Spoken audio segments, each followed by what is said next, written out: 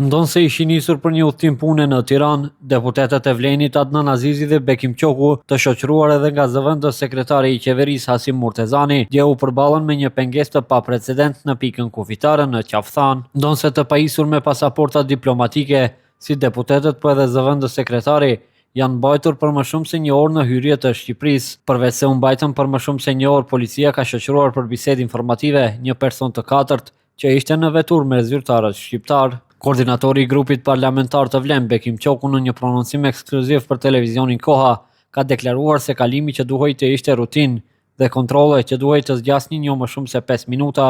u kthye në një ndalesë të gjatë më shumë se një orë. Qoku thotë se zyrtarët e shtetit shqiptar nuk kanë dhënë asnjë arsye, qoftë zyrtare, qoftë jo zyrtare, për këtë ndalesë. Sepse na ndodhi gjithë kjo situatë, një situatë tejet absurde,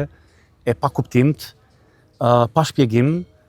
që 3 zyrtarë kaq lartë shtetit të ndalohen edhe të mbahen pa shpjegim në vendkalimin kufitar të Qaftanës. Momenti që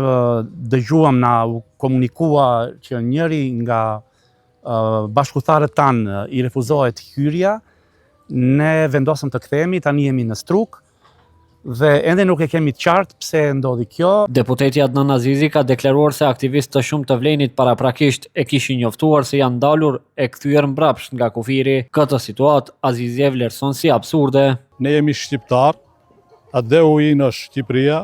dhe për atë Shqipëri kemi dhënë kontribut, kanë dhënë gjithë shqiptarët anë mban trojeve tona, edhe jo rastisht edhe Mehmet Pash Deralla u zgjodh në qeverinë e Ismail Qemalit si ministër i luftës për shkak gjithë atij kontributi që kanë dhënë edhe shqiptarët e Maqedonisë,